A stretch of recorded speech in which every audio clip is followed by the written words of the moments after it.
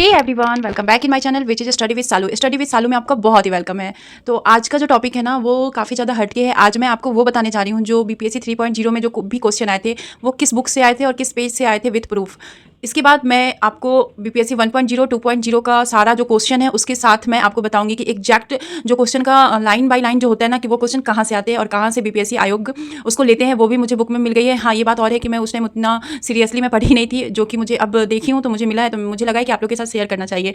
तो चलो फ्रेंड्स, मैं आपको बताती हूँ कि 3.0 में जो क्वेश्चन आए थे वो एग्जैक्ट किस बुक से आए थे, कहाँ से आए थे, वो मैं आपको बताऊंगी। अगर वीडियो थोड़ी सी भी अच्छी लगी, थोड़ी सी भी इन्फॉर्मेटिव लगी तो एक बार चैनल पर विजिट करना। अगर अच्छी लगेगी मेरी जो भी कंटेंट लेके मैं आती हूँ, जो भी स्टडी ब्लॉग लेके आती हूँ, अगर वो आपको अच्छी लगेगी तो एक बार लाइक सब्सक्राइब शेयर करना मत भूलना। तो चलो मैं आपको बताती हूँ कि एग्जैक्ट कहाँ से क्वेश्चन लेता है बीपीएससी आयोग। ये है आपका 9th का साइंस का क्वेश्चन, जो कि एक क्वेश्चन इसमें ये आया था आपका।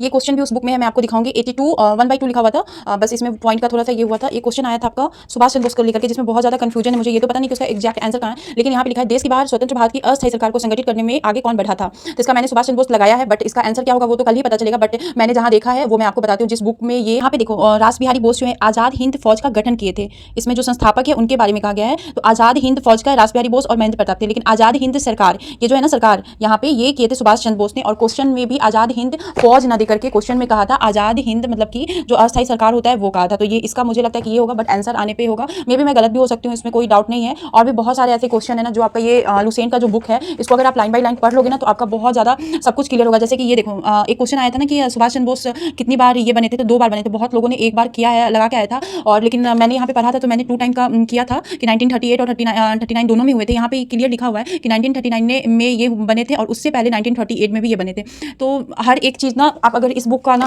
मैं एक नॉर्मल सा INM का ही बात बोल रही हूँ, इस बुक का अगर आप हर चीज एक एक लाइन से पढ़ोगे ना तो आपके जितने सारे डाउट है ना वो सारा आपका क्लियर हो जाएगा इसमें ही। और किसी भी कोचिंग इंस्टीट्यूट से तो मुझे तो यही बेटर लग रहा है कि कोचिंग इंस्टीट्यूट से अच्छा है कि आप खुद ही तैयारी करो और इसको पढ़ो। और यहाँ पे ना इसके बारे में जो मैं आपको बता रही थी सुभाष चंद्र बोस के बारे में, तो उन्होंने यहाँ पे क्लियर लिखा हुआ है कि अक्टूबर 1943 में सुभाष चंद्र बोस को आजाद हिंद फौज का सर्वोच्च सेनापति बनाया गया था। आजाद हिंद फौज के 3 ब्रिगेड का नाम सुभाष ब्रिगेड, गांधी ब्रिगेड, ये सब चीजें मतलब इसमें क्लियर हर चीज लाइन बाय लाइन है। मैं मेरे पास तो अभी उतना टाइम नहीं है क्योंकि मैं नहीं चाहती कि वीडियो को बहुत ज्यादा लंबा ये करूँ, लेकिन हर एक टॉपिक के बारे में जो जो एग्जाम में पूछता है, जैसे गोलमेज सम्मेलन हुआ आपका, आपको किसी नोट्स की जरूरत ही नहीं है क्योंकि ये ऑलरेडी वन लाइनर ही है। ये वन लाइनर ही है और इसमें सब कुछ क्लियर में दिया हुआ है हर एक के बारे में। स्वामी विवेकानंद के बारे में कि कहाँ कहाँ उन्होंने क्या किया था, धर्म सम्मेलन से लेकर के हर एक चीज आपका है। और जो आयोग है ना वो इसी के बीच के लाइन से ना आपको बताता है, क्वेश्चन लेता है। और सबसे अच्छा इसमें मुझे ये इंपॉर्टेंट लगा ना, इसमें आप नोटिस करो सब में ना डेट बाय डेट हर चीज ना डेट बाय डेट लिखा हुआ है कि इस डेट में क्या हुआ था। जैसे क्वेश्चन आया था ना कि आपका क्या कहते हैं जालियांवाला जो बाग हत्याकांड से रिलेटेड आया था कि उसमें जो बम जो है वो किसने फेंका था, उसके साथ कौन थे, तो वो भी क्वेश्चन इसी में इसी लाइन में वो क्वेश्चन है।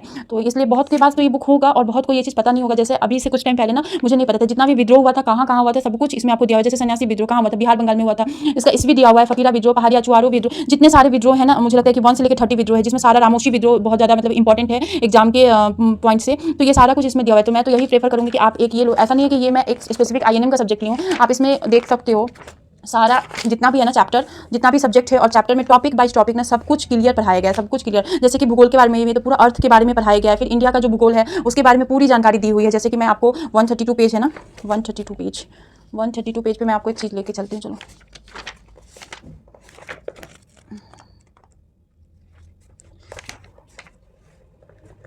ये इंडिया का भूगोल यहाँ से स्टार्ट होता है। इसमें जितने भी 7 जो पड़ोसी देश है उसके साथ कितना है, कहाँ से क्या सीमा होता है, हर एक चीज़ आपको नोट्स पढ़ने की जरूरत ही नहीं है। मैं तो अब यही सोचूं कि मैं भी अब उतना नोट्स नहीं बनाऊं और मैं इसी को अच्छे से पढ़ूँ थोड़ा। 3.0 में ऐसा नहीं है कि मैंने नहीं पढ़ा था। देखो मैंने आपको बताया था ना कि 82 1/2 हाफ लिखा हुआ है, 82 1/2, इसी को 82.5 करके क्वेश्चन में पूछ दिया था। तो इसको पढ़ना ना बहुत ही ज़्यादा इंपॉर्टेंट है और मैं तो यही प्रेफर करूँगी कि आप किसी भी बुक ले लो, जैसे लुसेंट का ले लो, सार संग्रह ले लो, दिशा पब्लिकेशन ले लो। दिशा पब्लिकेशन अभी मेरे पास है नहीं, बट आप वो भी ले सकते हो और आप उसको पढ़ोगे ना तो आपका बहुत अच्छा, जितने भी दर्रे हैं सारा कुछ इसमें दिया हुआ है। और अब ना नेक्स्ट वीडियो में आपको करंट अफेयर के बारे में लाऊंगी विद प्रूफ के साथ कि करंट अफेयर एग्जैक्ट कौन से सर से पढ़े, वो भी फ्री में ऑनलाइन में क्लास कराते हैं। तो कौन से सर से पढ़े जो एग्जैक्ट, जैसे कि इस बार जो मैं करंट अफेयर्स का दी थी तो 8 क्वेश्चन, हाँ मेरी गलती से 2-3 क्वेश्चन मेरा छूटा, बट मैं ये नहीं कहूँगी कि सर ने नहीं पढ़ाया था और वो यूट्यूब पे फ्री क्लास लेते हैं। तो करंट अफेयर अगर आप उनसे पढ़ लोगे तो आपका जो ये 40 मार्क्स का करंट अफेयर उनसे और ये बुक, इस तीनों बुक से, ये सार संग्रह या दिशा से, तीनों से कोई एक बुक को बहुत अच्छे से पढ़ लोगे तो आपका एक बार में बीपीएससी निकल जाएगा। अगर चैनल पे न्यू है तो सब्सक्राइब कर दीजिएगा और वीडियो थोड़ी सी भी अच्छी लगेगी तो लाइक और कमेंट करना मत भूलिएगा। अब मिलूंगे किसी नेक्स्ट स्टडी ब्लॉग में